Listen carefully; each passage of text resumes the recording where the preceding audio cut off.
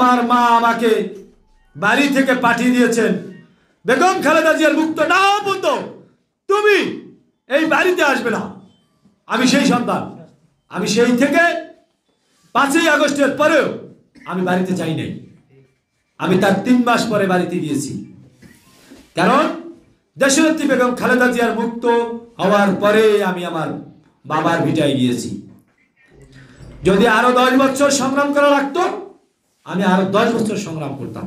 জাতীয়তাবাদী জিয়া সৈনিক দলকে যারা বিলুপ্ত করার চিন্তা ভাবনা করবে এবং এই জিয়া সৈনিক দলকে যারা একটি কুচুকরি মহল আছে, যারা আন্দোলন সংগ্রামে ছিল না, নিজেরা স্বঘোষিত একটি কমিটি বিভিন্ন জেলায় জেলায় করতে শুরু করেছে, আমি তার তীব্র নিন্দা এবং প্রতিবাদ জানাই।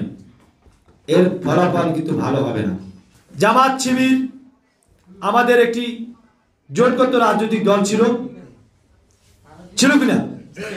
আমরা একত্রিত হয়ে তো শেখ হাসিনাকে পতন ঘটিয়েছি। আজকে আমরা তাকে প্রতিপক্ষ বলেন, মানে শত্রু বলেন, এটা তো ভাবার কোনো অবকাশ নেই। কেন ভাববো? এই যে আমাদের দেশনায়ক তারেক রহমান যে কথা বলেছেন যে সর্বদলীয় সরকার গঠিত হবে, বিএনপি যদি ক্ষমতা যায় তাহলে সর্বদলীয় সরকার গঠিত হবে।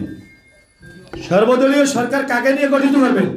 অবশ্যই জামাতকে সাথে নিয়ে করবেন, তাদেরকে মন্ত্রী পরিষদে রাখবেন। এই দেশ গঠনের জন্য তাকে দেশনায়ক তারেক রহমানের পাশে তাকে শক্তিশালী করার জন্য অবশ্যই জামাত শিবিরকে সাথে রাখবেন কিনা? কিছু সুবিধাভোগী বিএনপি যারা আন্দোলন সংগ্রামে ছিল না, তারাই আমাদের বিএনপির ইমেজকে নষ্ট করার জন্য চেষ্টা করছে, আর সেইটাকেই প্রতিবাদ করছে আজকে জামাত। যেই প্রতিবাদ আমিও করি, বিএনপির নাম দিয়ে কোনো সন্ত্রাস চাঁদাবাজি চলবে না। আমরা চাঁদাবাজি করার জন্য আন্দোলন সংগ্রাম করি নাই।